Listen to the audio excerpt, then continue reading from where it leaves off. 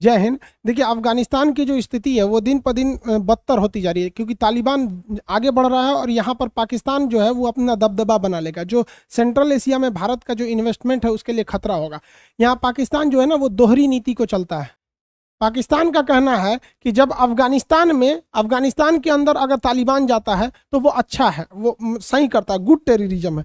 लेकिन अगर वही पाकिस्तान के अंदर तालिबान ब्लास्ट करता है तो वो कहता है वो बैड टेररिज्म है। यानी अफगान तालिबान सही है, पाकिस्तान तालिबान जिसे तहरीकी तालिबान कहते हैं वो गलत है। इनके हिसाब से इनकी दोहरी नीति चलती है यहाँ पर। इनका कहना है पाकिस्तान वालों का अफगानिस्तान के मैटर में कि अफगानिस्तान में शरिया का कानून रहना चाहिए, यानी इस्लामिक कानून रहना चाहिए। तो उस हिसाब से भैया पाकिस्तान में भी शरिया का कानून रहना चाहिए, क्योंकि पाकिस्तान खुद इस्लामिक कंट्री है, वहाँ शरिया का कानून कैसे नहीं। ऐसे समझिए जब तालिबान का राज चलता था अफगानिस्तान में तो वहाँ पोलियो तक को पिलाने के लिए मतलब उसको बम मार देता था। पाकिस्तान में तो आजो बवाल हो जाता है पोलियो पिलाने के लिए। तालिबान के राज में महिलाओं की शिक्षा तो एकदम चौपट हो गई थी, ना उन्हें जॉब करने दिया जाता था ना कुछ। वहाँ केवल 6% महिलाओं को शिक्षा थी। लेकिन जब से करजई और यहाँ पर अशरफ गनी साहब की सरकार आई है, अफगानिस्तान में अमेरिकी सेना, नाटो सेना वहाँ रही है, तो वहाँ महिलाओं के एजुकेशन पे भी ध्यान दिया गया है 37%। अब देखिए इन लोगों का क्या कहना है। देखिए, अब किसी का नकाब पहनना या किसी महिला का साड़ी पहनना, या आप देखेंगे अगर म्यांमार में तो वो लुंगी टाइप का कुछ पहनते हैं, ये कल्चर है।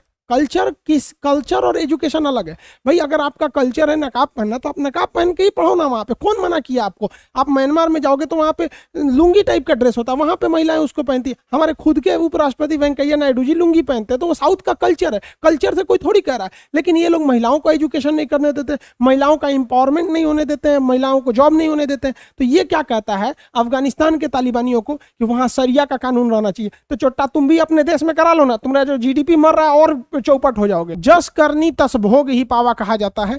इसने अफगानिस्तान में तालिबान को जन्म दिया और इस तालिबान के वजह से तालिबान ने कहा कि हम अफगानिस्तान में इस्लामिक कानून शरिया को लाएंगे। तो तालिबान को देखा देखी पाकिस्तान में भी एक तालिबान उभर गया जिसका नाम है तहरीके तालिबान। अब ये पाकिस्तान में बम फोड़ने लगा और कहा यहाँ की सरकार को हटाइए, हम यहाँ पर शरिया का कानून लाएंगे। इसी को कहते हैं न्यूटन का थर्ड लॉ, क्रिया प्रतिक्रिया। तुम वहां आतंकवाद फैलाओ, हम यहाँ आतंक फैलाएंगे। तुमको पता भी है न्यूटन तो फिजिक्स, पाकिस्तान में पता नहीं फिजिक्स पढ़ाया जाता है कि नहीं वहाँ पे। न्यूटन थर्ड लॉ यहाँ पे। खैर, अगर न्यूटन का जन्म पाकिस्तान में हुआ रहता तो उनके सर पर सेब नहीं गिरकर बम गिरा रहता और न्यूटन वहीं मर जाते, फिजिक्स का सत्यानाश हो जाता। पाकिस्तानियों को तो अब तो सारा मानना चाहिए। अफगानिस्तान की सरकार कह रही थी कि लगभग 12 से 15 हजार पाकिस्तानी आतंकवादी अफगानिस्तान में घुस गए हैं तालिबान का साथ देने के लिए। तो खैर, एक देश दूसरे देश पर आरोप लगाता है तो इसे आप 100% ट्रू नहीं मान सकते। लेकिन यूएनओ ने स्पष्ट कर दिया कि पाकिस्तान बॉर्डर से स्पिन बुलडाज के एरिया से पाकिस्तान से लगभग 6000 आतंकवादी हथियार लेकर अफगानिस्तान में घुसे, अफगानिस्तान को सरकार गिराने के लिए और वहां के आतंकवादियों का सपोर्ट करने के लिए। चोर के घर में भी कभी कभी चोरी हो जाता है। पाकिस्तान में आतंकवाद को फैलाया, वहीं पे उसके यहाँ भी हो गया। हाफिज सईद के घर के पास भी कोनो बम फोड़ के चल गया। अब इसमें भी अलग अलग विचारधारा है कि हम अच्छा से शरिया लगाएंगे, तुम अच्छा सा मतलब वो लगा। मतलब इन लोग के मतलब क्या पता है, कुछ दिन बाद ये भी लड़ाई अपने में लड़ेगा सब यहाँ पर। और दूसरा, ये लोग जूझ रहे हैं लोग पैगासस सॉफ्टवेयर को लेकर कि भाई किसकी स्पाइंग हुई है। इमरान खान ने तो बाकायदा यूएनओ में भी जाके कहा है कि कौन है आपका जो संस्था जो हमारे प्रधानमंत्री की फोन टेपिंग हुई है इसकी जांच करे। यूएन ने कहा सोच रहा तोर प्रधानमंत्री तो समझना हमारा कौन सी घटल है, आज तक हम किसका मामला सॉल्व किए हैं जो तुम्हारा सॉल्व कर देंगे। कश्मीर तो आज ले अटकले। तो पाकिस्तान में जैसे जैसे आप देखेंगे अफगानिस्तान में तालिबान मजबूत होगा, वैसे वैसे पाकिस्तान में भी तहरीके तालिबान मजबूत होगा। तहरीके तालिबान ने अब पाकिस्तान के सेना पर भी हमला करना चालू कर देते, कहते तुम भगो यहाँ पे, हम लोग हैं यहाँ पर, शरिया का कानून लागू हो गया यहाँ पर। इन्होंने 15 जवानों को मार दिया पाकिस्तान के। भाई आतंकवाद कहीं भी गलत है, हम हिंदुस्तान वाले, आतंकवाद कहीं भी होगा तो गलत होगा, लेकिन ओरिजिन इसने तो खुद ही कर रखा है, तो भुगतेगा कौन? दूसरा कोई तो भुगतेगा नहीं। अब इसका बहुत ज़्यादा खामियाजा पाकिस्तान की इकोनॉमी को उठाना पड़ता है। पाकिस्तान के नॉर्दर्न एरिया में वर्ल्ड बैंक और चाइना की फंडिंग से एक हाइड्रो इलेक्ट्रिक पावर प्लांट बन रहा था जिसका नाम था दासू डैम।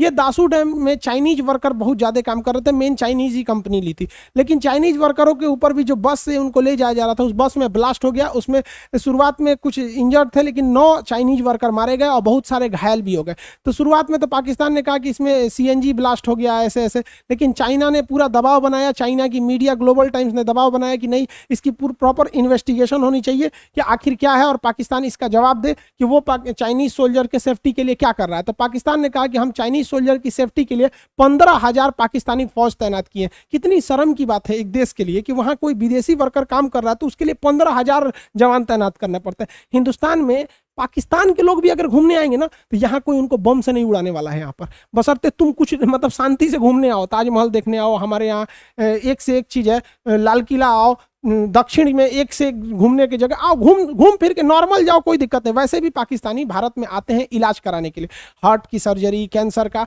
क्योंकि यहाँ की मेडिकल बहुत सस्ती है। बट ऐसा कहीं नहीं होता, हमारे यहाँ बहुत सारे नेपाल के लोग हिंदुस्तान, नॉर्थ जितने भी हिंदुस्तान में, दिल्ली, यूपी, बिहार, ये सब में ज्यादातर चाउमीन बनाने का काम नेपाल के लोग करते हैं और बखूबी आराम से अपनी जिंदगी बिताते हैं। ठंडी के दिन में कंबल बेचने आते हैं। क्या हमारी सेना 15,000 फौज लगी रहती है इनको, इनकी सेफ्टी के लिए? कभी ऐसा हो ही नहीं सकता। इवन अगर चाइनीज भी हमारे यहाँ व्यापार करते हैं, उनको भी ऐसा दिक्कत नहीं है। तो हम लोग को सोचिए ये कैसे देश में रह रहे हैं कि जो देश, मतलब ये साले किसी के नहीं होंगे पाकिस्तान वाले। चाइना जितना मदद पाकिस्तान की किया उतना कोई नहीं कर सकता। सोचिए यार, चाइना वाले तो पाकिस्तान के बच्चे पैदा होने में भी मदद कर रहे हैं वहां पे, कि वो कहते हैं कि भाई तुम लोग ड्यूटी करो, हम जाके तुम्हारे बदले में कर देते हैं। इतना मदद करते हैं चाइना वाले, फिर भी ये लोग उड़ा देते हैं। अब चाइना ने दबाव बनाया, कहा कि आप मिलिट्री बढ़ाइए, ये कीजिए, तो उसने कहा नहीं ऐसा कुछ नहीं है। तब तक कराची में भी एक ब्लास्ट हो गया। मतलब उत्तर, दक्षिण, पूरब, पश्चिम हर जगह चाइनीजों को मारा जा रहा है। तहरीके तालिबान, ये तो भारत के लिए ठीक ठाक है। तहरीके तालिबान का चाइना के ईस्ट तुर्किस्तान एक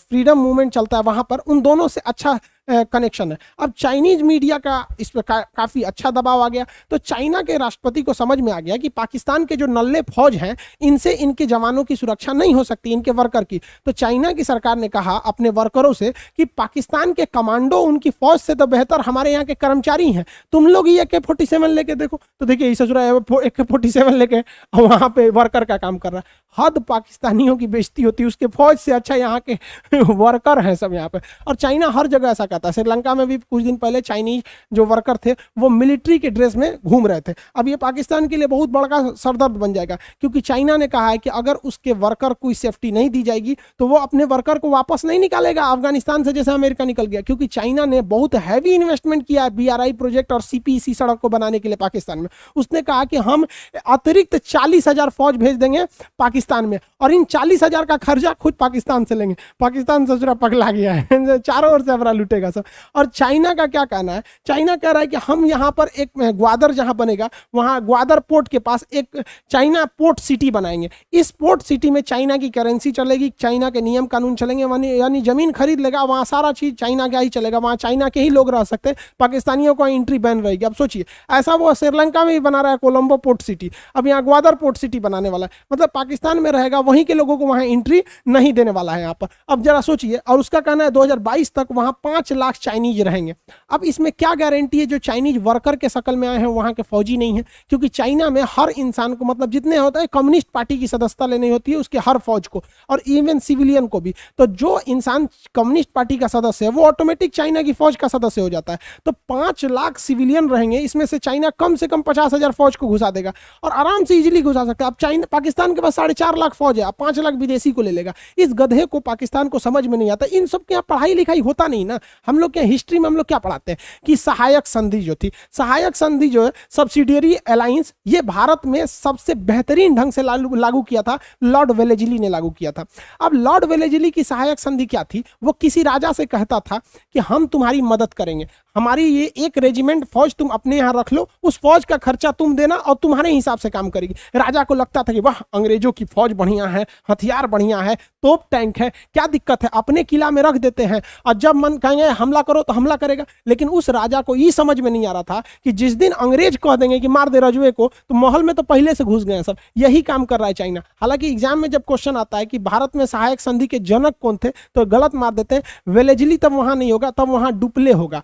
डुप्ले जो थे फ्रांसिस गवर्नर, उन्होंने हैदराबाद और दक्षिण भारत के राजाओं के साथ सहायक संधि किया था। बट फ्रांस जो है भारत में उतना विस्तार नहीं कर पाया, जिस वजह से डुप्ले की सहायक संधि उतना सफल नहीं हुई। लेकिन ब्रिटिश गवर्नर लॉर्ड वेलेस्ली की जो सहायक संधि है वो बहुत तेज सफल हो गई। वो भारतीय राजाओं को ट्रेनिंग, उनकी सेना को ट्रेनिंग देता था और वहां अपनी फौज रखता था, ये कह कि हम मदद करेंगे। बाद में वही फौज उन्हें मार देती थी। यही काम कर रहा है चाइना, कह रहा है कि हमारी 40,000 फौज पाकिस्तान में जाएगी हमारे वर्कर की सेफ्टी के लिए। अरे भाई साहब, एक दिन तुमको कॉलोनी बना देगा। जिस तरह ब्रिटिशर्स ने हमें लूटा था ब्रिटिश ईस्ट इंडिया कंपनी बनाकर, सेम वही कंपनी चाइना बनाया जिसका नाम है BRI project, belt and road initiative, जिसको OBRB कहते हैं, one belt one road initiative कहते हैं। वहां पे ये उसी तरह भी पिसेगा चाइना, पाकिस्तान, जिस तरह से हम आज़ादी से पहले गुलाम जब थे। इसको ससुरों को कुछ समझ में नहीं आ रहा है। कोई बात नहीं, पिसाओ, हमको क्या मतलब बनता है, चाइना तुम्हारे सर दर्द पे आएगा। चाइना इसको किस तरह से लूटता है, हर तरह से लूटता है। चाइना का कोई दोस्त नहीं है। एक्चुअली जब सर्जिकल स्ट्राइक हुआ था तो आतंकवादियों को, बंकर को हम लोगों ने मैनपेड रॉकेट लॉन्चर से उड़ा दिया था। तो पाकिस्तान देखा कि भारत वाला कौन सा रॉकेट लेके आया है, बड़ी तगड़ा मार रहा है। तो चाइना ने कहा मैनपेड रॉकेट तो है, लो हमसे भी खरीद लो, ये मैनपेड रॉकेट है। इसी का छोटा रूप QW-18 ये खरीद लो, ये दोनों दे दिया। अब पता चला 6 महीना बाद ये धूस करके रह जाता है। पाकिस्तानी मारते हैं, सब यहीं गिर जाता है, सामने में गिर जाता है, मारेंगे सब यहाँ गिर जाता है पसवे में। अब ये किसी काम का नहीं रह गया। चाइना कह रहा है कि हम वापस नहीं लेंगे। हद देखिए, इस रॉकेट को चाइना के खुद देश ने बनाया और चाइना की मिलिट्री ने कहा कि ये किसी काम का नहीं है। लेकिन इस पाकिस्तान को समझ में नहीं आ रहा है। यहाँ पर कारगिल की जब लड़ाई हुई थी तो भारत ने पहाड़ों के, परवेज मुशर्रफ को लग रहा था कि भारतीय सेना पहाड़ पर तो चढ़ ही नहीं पाएगी, लेकिन हमारे यहाँ उस समय बफोर्स तोप और पिनाका रॉकेट जैसे अंधाधुंध तबाही मचाया। तो पाकिस्तानियों को लगा कि दिवाली की तरह रॉकेट मारता है, धन धन धन धन, ये आता कहां से है। तो चाइना से पूछा, ये है आपके पास? चाइना कहा, हमारे पास कौन चीज नहीं है, चले नहीं चले कोई मतलब नहीं, चल गया तो चांद तक, नहीं चला तो शाम तक। इसने दिया ये रॉकेट, देखो धनाधन मारोगे एकदम निकलेगा यहाँ पर, एकदम दाड़ मल्टी बैरल रॉकेट लॉन्चर। इसका नाम है A-100। तो पाकिस्तान का अच्छा, जैसे S-400 है वैसे ही आपका A-100 है। तो चाइना का हाँ ले जाओ। अब ये भी नहीं उड़ रहा है। अब कौन कहे इन बेचारों को, एक तो गरीबी पाकिस्तान में, उसमें इनका आटा गीला हो गया, ये चारों ओर से जाएंगे। इसलिए हमेशा हमें दूसरों से दुश्मनी बड़ी सोच समझ के करना चाहिए, क्योंकि युद्ध, दुश्मनी में और अहंकार में इंसान को अपना खुद का गलत कदम भी नहीं दिखता है। चाइना को एक और समस्या क्या है कि चाइना इस साइड में जो इसका सिंजियांग प्रांत है, इसमें वीगर मुसलमानों पर कुछ ज्यादा ही टॉर्चर करता है। तो वीगर मुसलमानों का एक अलग संगठन है, वो कहते हैं कि हम इस क्षेत्र को चाइना से अलग कर देंगे, इसका नाम रखेंगे ईस्ट तुर्किस्तान। अब ये यकीन समझिए कि अगर ईस्ट तुर्किस्तान का मूवमेंट बहुत तगड़ा हो जाएगा, अगर यहाँ चाइना के जेलों से छूटकर ये जो वीगर मुस्लिम है, अगर ये अफगानिस्तान चले गए तो अफगानिस्तान का ये एरिया चाइना से सट जाता है और यहाँ से वीगर मुसलमानों को हथियार, ट्रेनिंग, सब कुछ मिल जाएगा। लेकिन पाकिस्तान उनको समझा देगा, ये सच्चा कहेगा वीगर को काहे करता, मुसलमान थोड़ी है, सब मरने दो। यहाँ पर भी इन लोग की एक कैटेगरी है कि किस मुसलमान को बचाएंगे या किसको नहीं बचाएंगे। वीगरों के लिए कोई आवाज नहीं उठाता, जबकि सबसे ज्यादा टॉर्चर यही होते हैं। तो चाइना ने क्या कहा है, चाइना की विदेश नीति में शर्म नाम का कोई चीज नहीं होता है। देखिए, वो आतंकवादियों को अपने प्रधानमंत्री के साथ बैठाया है। सोचिए, तालिबान के आतंकवादियों को प्रधानमंत्री के साथ, और उसने कहा कि देख भाई, अफगानिस्तान में हम तालिबान को कुछ भी नहीं करेंगे, तालिबान तुम अच्छे से फल फूलो, पूरी दुनिया को बम मारो, बस एक काम करो, अपने तालिबानियों को कहना कि वीगर मुसलमानों को कुछ ना करे, क्योंकि इनको छोड़ दो वहां पर। तो ये कॉम्प्रोमाइज कराना चाहता है। तो आप सब समझ सकते हैं कि एक अफगानिस्तान पूरे सेंट्रल एशिया के जो जियोपॉलिटिक्स है, जो इंटरनेशनल रिलेशन है, उसको किस तरह से इफेक्ट कर सकता है।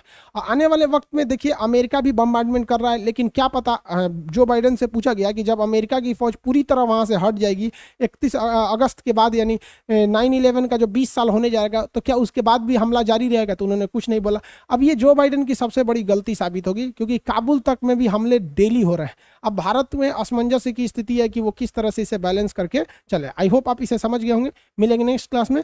जय हिंद।